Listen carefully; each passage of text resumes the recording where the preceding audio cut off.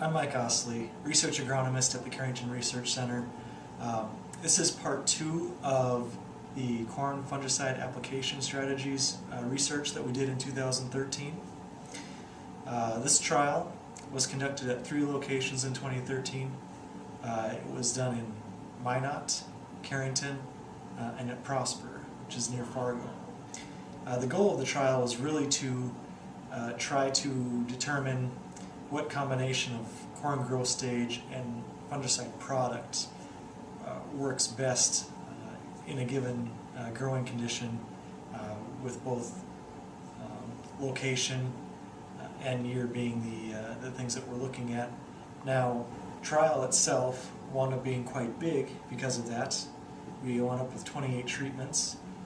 In the trial we included in-furrow applications, early season, meaning between V5 and V6, and then we also had the VT growth stage as our treatment.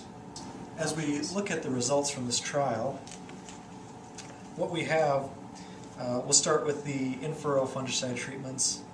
We only had 4 of them, and that comes from reading the labels of the products, and only 4 of the products that we were using had in-furrow labels on them.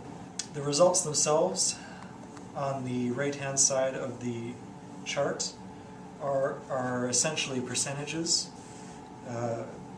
of the yield. So basically any number above 1 is a positive benefit to the fungicides, and if a number was below 1 it would be a negative association with the fungicide application.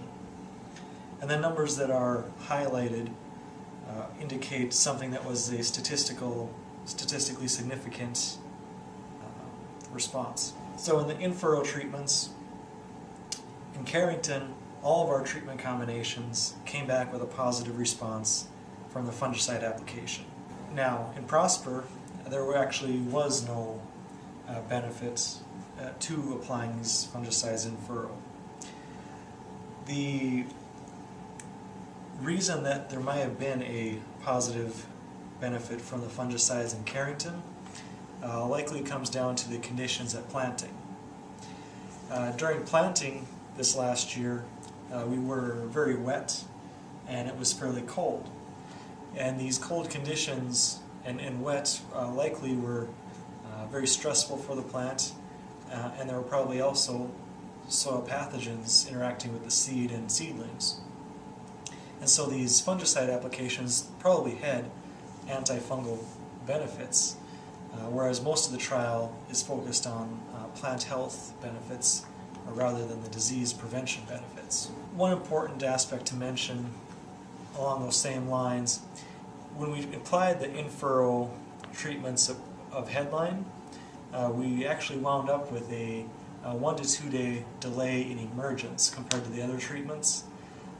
Now, as you can see with the results, this 1 to 2 day delay didn't mean anything in the end, as we still saw a positive yield response from that application. But it was something worth noting, as it was basically the only visual response in this entire trial.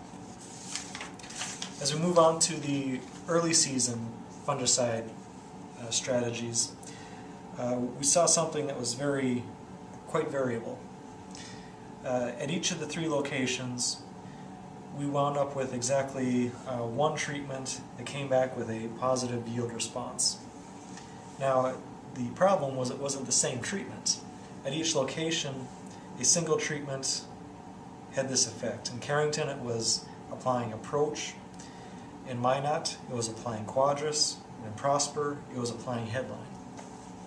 Now, each of the responses that these products provided was significant, looking at 15% increase or more, but it was not very predictable, and that tended to be the case for a lot of the corn fungicide work done over the last couple of years, in that the early season applications can still provide a yield benefit, but it is very hard to predict when those benefits will occur.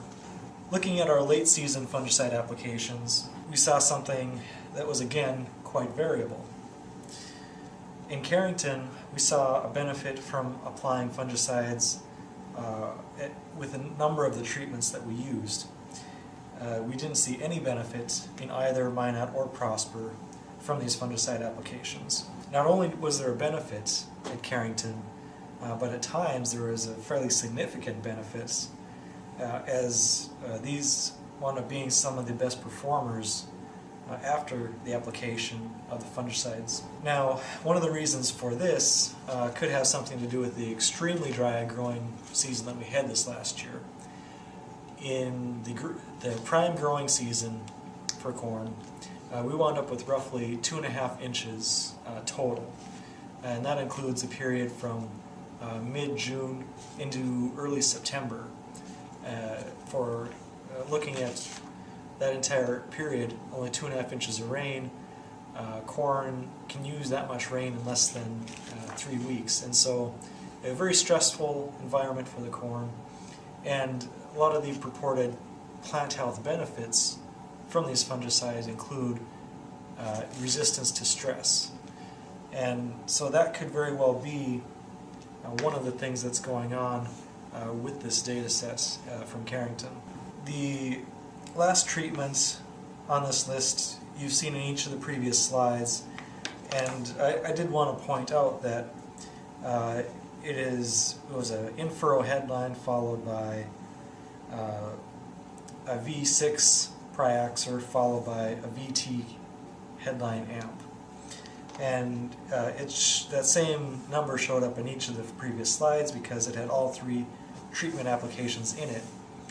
However, it is my belief that the benefit from applying this sequential application largely came from the in-furrow component of that combination. So those are the results from the 2013 data, and by and large those largely support the work we've done previous years as well, where we find early season applications have a variable response, whereas late season applications, while we don't always see them, they are a little more consistent. Now, we don't have much data on in-furrow fungicide applications for plant health beyond this data that we just collected, and so that is something we're going to focus more on in the future.